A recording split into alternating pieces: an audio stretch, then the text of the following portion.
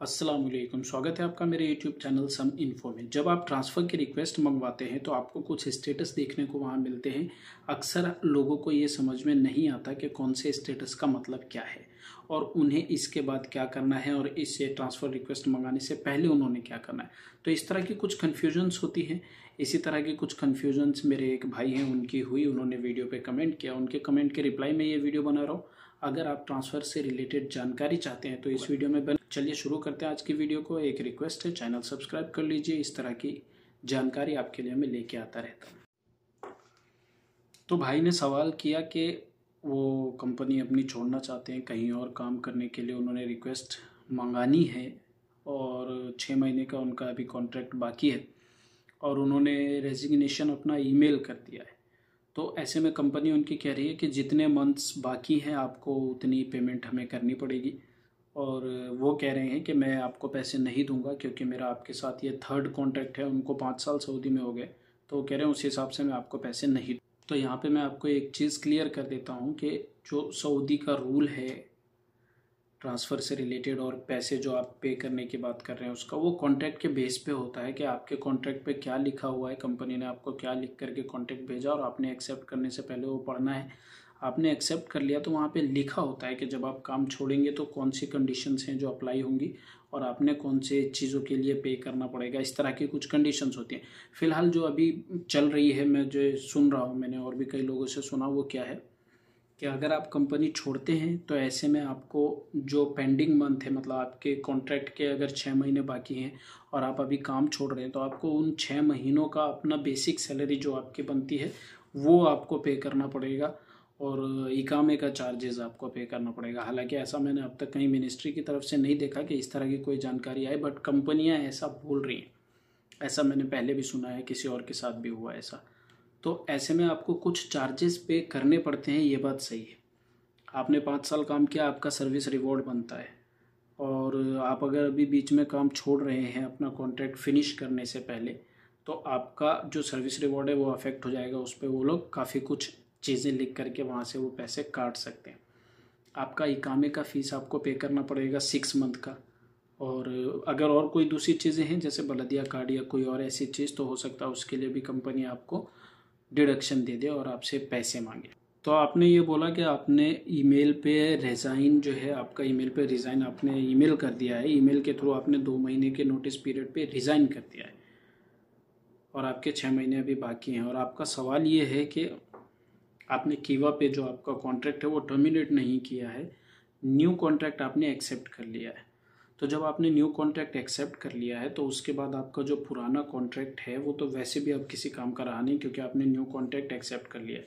तो अब जो आपके कंपनी और आपके बीच में बातचीत है कॉन्ट्रैक्ट के तौर पे, उसके अकॉर्डिंग वो आगे बढ़ेंगे और वो अप्रूव करते हैं तो आपका अप्रूव हो जाएगा। नोटिस पीरियड डालते हैं तो नोटिस पीरियड आएगा, और अगर एक्सेप्ट करके अप्रूव कर देते हैं तो आपका डायरेक्ट स्टेटस आएगा pending for completing transfer in Absher by the new employer. अगर ऐसा आता है तो आपका ट्रांसफ़र हो जाएगा। जो भी पेमेंट की बात है आपकी, जो कंपनी कह रही है, आप उनसे डिस्कस कीजिए और जितना कम में आपका सेटलमेंट हो सकता है उतना कम में कोशिश कीजिए करने का, तो ज़्यादा अच्छा रहेगा। अगर बेहतर अपॉर्चुनिटी मिल रही है तो। आपने यहाँ पे एक बात कही है कि मेरी करंट कंपनी के पास अगर जाता है, अगर जाता है नहीं, उनके पास जाएगा, कंपलसरी है जाएगा। उनके अप्रूवल की ज़रूरत नहीं पड़ेगी। अगर आपका इकामा 3 महीने के लिए उन्होंने नहीं बना के दिया, 3 महीने हो गए, तो उनके अप्रूवल की ज़रूरत नहीं है। 3 महीने से उन्होंने आपको सैलरी नहीं दी तो उनके अप्रूवल की ज़रूरत नहीं है। और भी बहुत सी कंडीशंस है जिनमें उनके अप्रूवल की ज़रूरत नहीं है लेकिन उनके पास जाता है। तो यहाँ पे उनके पास जाएगा और आपने बताया कि MOI का जो स्टेटस होता है वो वहाँ पे शो कर रहा है। तो MOI का स्टेटस शो कर रहा है तो कंपनी और आपके बीच की जो चीज़ें हैं वो मिनिस्ट्री ऑफ इंटीरियर के अंदर में है, अभी वो देख रेख में है, वो उस चीज़ को देख रही हैं, सारी चीज़ों को फाइनल करके वहाँ से वो कंपनी के पास दोबारा नोटिफिकेशन भेजेंगे कि आपके ये एम्प्लॉय की रिक्वेस्ट आई हुई है, आप इसको एक्सेप्ट करिए, जो भी आपका रीज़न है या जो भी आप करना चाहते हैं इसके साथ वो कीजिए। वहाँ से अगर आपकी कंपनी उसको एक्सेप्ट करती है और उसके बाद अप्रूव कर देती है या नोटिस पीरियड डाल देती है तो वो स्टेटस आपकी कीवा पे आपको शो करेगा। बट फिलहाल आपने ये पूछा कि अगर कंपनी अप्रूव नहीं करती है तो 14 दिन के बाद ऑटोमेटिकली हो जाएगा। तो ऑटोमेटिकली नहीं होगा, कंपनी को कुछ ना कुछ वहाँ पे करना पड़ेगा, चाहे वो रिजेक्ट करे, चाहे वो अप्रूव करे, चाहे वो नोटिस पीरियड डाल दे। इसके बाद इन्होंने बताया कि इनका जो कॉन्ट्रैक्ट, नया कंपनी का कॉन्ट्रैक्ट इन्होंने मंगवाया है वो फ्यूचर डेट में आया है और 60 डेज़ के नोटिस पीरियड पे आया है, 2 महीने के नोटिस पीरियड पे आया है, 2 महीने के बाद इनकी ज्वाइनिंग है। तो यहाँ पे मैं आपको एक चीज़ बताता हूँ, यहाँ पे एक दिक्कत आ सकती है। अगर आपकी कंपनी ने 90 डेज़ का नोटिस पीरियड डाल दिया तो आपका कॉन्ट्रैक्ट कैंसिल हो जाएगा, एक्सपायर हो जाएगा, बिकॉज ऑफ नो रिस्पॉन्स कह के एक्सपायर हो जाएगा, अगर 90 डेज़ की वहाँ पे उन्होंने नोटिस पीरियड डाल दी तो ऐसे में आपका बात करना बहुत ज़्यादा ज़रूरी है और आप बात करके उनसे सेटल करें कि आपका जो 2 महीने का पीरियड है उसमें ही आपका ट्रांसफ़र कंप्लीट हो जाए। यहाँ पे एक चीज़ और मैं आपको बता देता हूँ, अभी इस टॉपिक पे बात चल रही है तो मैं बता देता हूँ कि आपका जो कॉन्ट्रैक्ट, जब आप नया कॉन्ट्रैक्ट मंगाते हैं किसी भी कंपनी से, कहीं भी आप काम करने के लिए जाते हैं, इंटरव्यू देते हैं, उसके बाद आपको कॉन्ट्रैक्ट मिल जाता है, आपके पास नया कॉन्ट्रैक्ट आता है, उसके ऊपर ज्वाइनिंग की आपकी डेट लिखी होती है। अगर वो डेट आपकी 1 महीने बाद की है तो आपका जो वो ट्रांसफ़र रिक्वेस्ट है वो 1 महीने के पीरियड पे है। अगर वो 2 महीने का है आपका ज्वाइनिंग डेट तो वो 2 महीने के पीरियड का आपका कॉन्ट्रैक्ट है, जिसको मैंने आपको कई बार आपने सुना होगा वीडियो में मैं नोटिस पीरियड की बात करता हूँ, या कमेंट अगर आप मेरे पढ़ते हैं तो कमेंट में आपने देखा होगा कि जब आपका pending completing transfer in Absher by the new employer show कर जाता है, उसके बाद आपकी कंपनी इकामे की जो फीस है वो भरती है और आपको अपने अंडर में लेने के लिए जो प्रोसेस होता है मिनिस्ट्री के थ्रू, वो उस चीज़ से करके आपको अपने अंडर में ले लेती है पूरी तरह से। तब आपके अपशर में नई कंपनी का नाम शो करने लग जाता है।